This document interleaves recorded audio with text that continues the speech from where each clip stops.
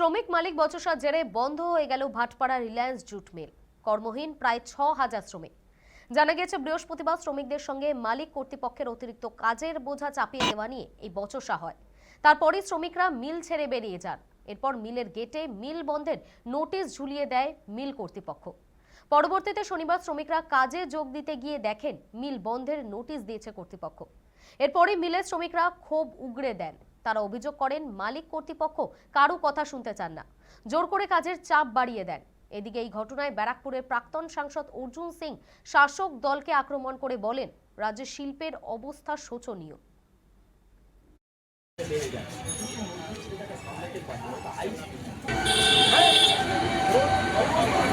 Management নিজেই ঝামেলাটাকে পাকিয়ে মিলটাকে ও চাইছে যে কোনো রকম বন্ধ হোক। যে এই বন্ধ হওয়ার কারণ সরাসরি ম্যানেজমেন্ট নিজেই করিয়েছে, মজদুর কিন্তু বন্ধ করিনি। মিল বলছে যে আমি মোটর লাগাবো, আমি যেমন একটা ইংরেজের টাইমে একটা মোটর আছে, সেই মোটর থেকে পুরো তাঁত চলে। এখন উনার বক্তব্য যে আমি প্রতি মেশিনে একটা একটা করে মোটর লাগাবো, তার থেকেই মেশিনটা চালাতে হবে। তার কারণ যে আরো আমার প্রোডাকশনটা বেড়ে যাক, কিন্তু মজদুর সেটাকে সামলাতে পারবে না। ওটা হাই স্পিড মোটর, ওটা কোনো মিলে নেই।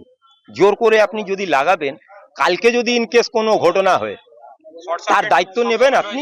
তা বলছেন যদি মরে যায় তাহলে ইএসআই পাবে। ইএসআই থেকে আপনার কি সম্পর্ক? হ্যাঁ, সমস্ত শ্রমিক সকালে কাজে এসেছিল, বাসি দিনই गेट खुली। दिन पे दिन मैनेजमेंट का जुल्मबाजी बढ़ते जा रहा है।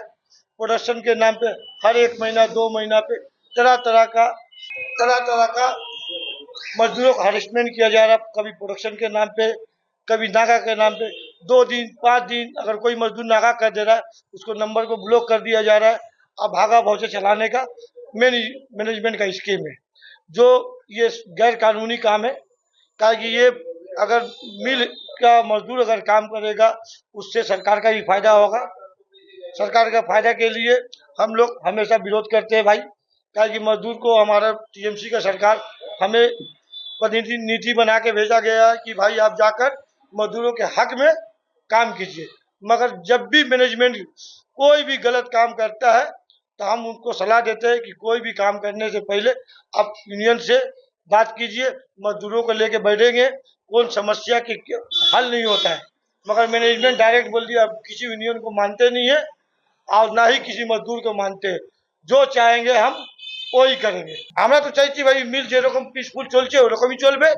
হ্যাঁ, বক্তব্যে এই আছে কি আগে মিল চালাক, যা সমস্যা আছে বসেই হাল হোক।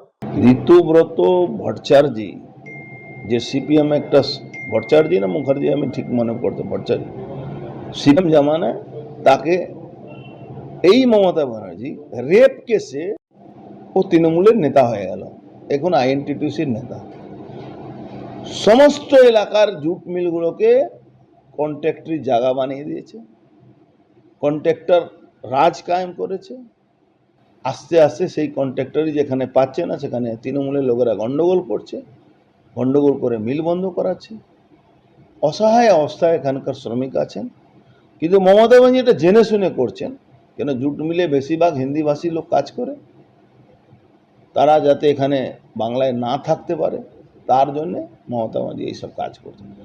একদিকে দেখাবেন কি আমি ছট পুজো ছুটি দিই, আবার অন্যদিক থেকে ছট পুজো ছুটি দেওয়ার কাজটাও আর না থাকে।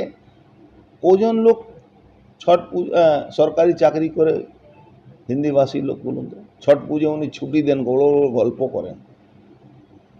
আর যেখানে চাকরি করে যারা এই জুট মিলের শ্রমিকরা, যেখানে তাদের চাকরি যাতে না থাকে, সিপিএমও ওই চেষ্টা করেছিল, তৃণমূল তো শেষই করে দিয়েছে।